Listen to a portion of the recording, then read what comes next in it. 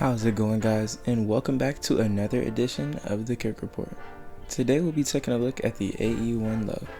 To be transparent, I really neglected the Adidas line since the Harden Volume 2s and have been wanting to try out their newer fresh lineup since I've been hearing really good things about this year's models of shoes. So without further ado, let's get right into it. Passion before desire. I've been away trying to build a wheel up this life require. Slowly letting go to regain control. It's like ice to tires. Shit had me slipping. I turned the heat up, jumped in the kitchen. Renewed commitment, removed the waste and improved the rider. Took up the taxes. I brought a bag and straight from the Shire. So this is the second variation of the AE1, with the other version being the regular AE1 or the AE1 High. Personally, the AE1 Lows look much better to me, but honestly, I just might be a sucker for low-cut shoes. The AE1 Low made its official debut on July 20th, 2024 at an extremely fair price of $110. And when these first came out, they were super polarizing. I was hearing things about how the traction was terrible and the shoe didn't break in right, to how great the light boost performed and how well they felt on foot. So now I'm here to set the record straight. So with all that being said, let's jump into the cushion. So for the cushion technology, it's going to boast a full-length cage jet boost, or light boost as it's marked on the shoe, and you can feel it. I've gotten about 6 or 7 good hoop sessions in these, and I believe I'm past the break-in period, and it feels great. Like, you can feel the light compression impact all throughout the shoe, whether you're landing or preparing to take off. Would I say it's better than Cushlon? It's hard to say. They're good at different things. You can feel the jet boost much better than you can feel the Cushlon, but in this pair, the strong cage on the outside of the shoe makes it much harder to compress around the edges. Like during this hoop session, I went up for a dunk and almost rolled my ankle because of how hard and aggressive the cage material makes the shoe around the sides. That'll be my only real complaint for the cushion setup for these. The rubber material, or the TPU that cages the shoe, is doing a little bit too much and makes the shoe not bend well and pretty stiff. That combined with the slightly too long shank plate makes it for a hard to bend shoe. If it were a little less invasive and a little bit less stiff, I'll give the shoe a great on-court feel score.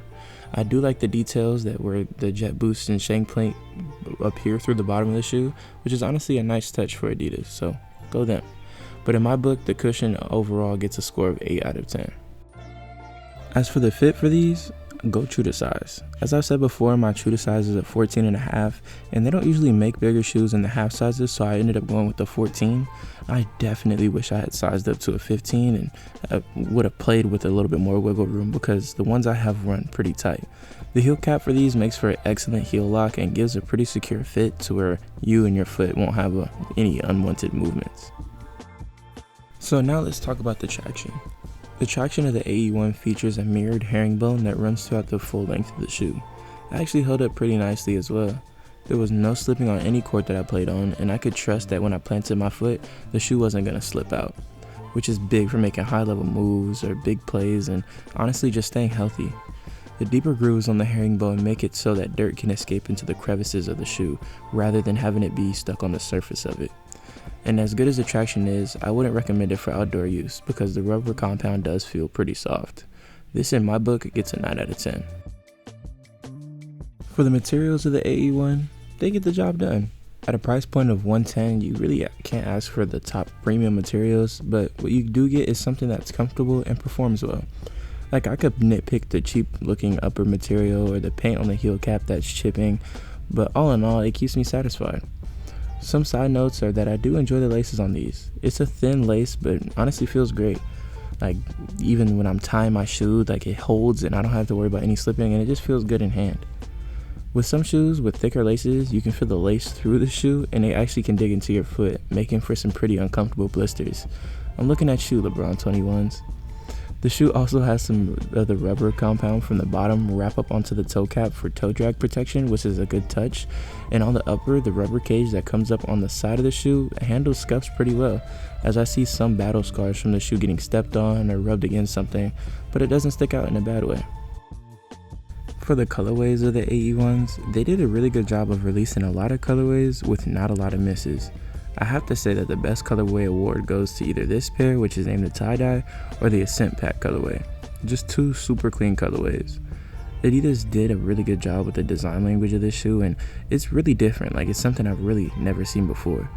What they didn't do as great is with this like baby poop green colorway, or they like to call it pre-love lime, which is like, I guess, the official name that Adidas wants to call it. But this was a miss to me. I've seen these at a couple locations and they're not selling, so I guess I'm not the only one who feels that way.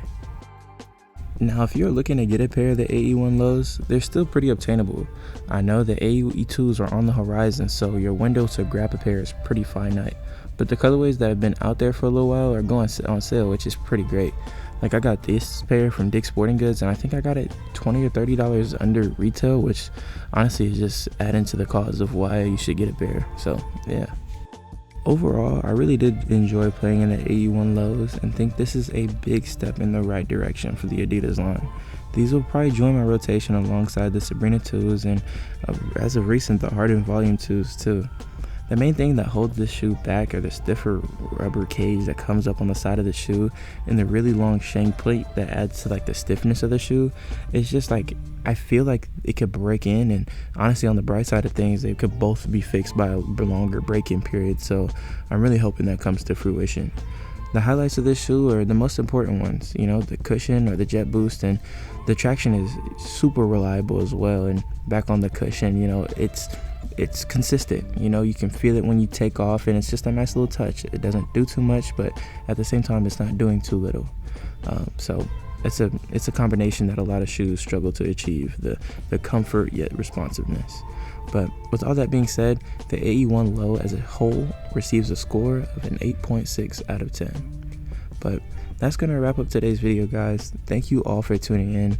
Be sure to like and comment so that I know that this is the type of stuff that you guys want to see.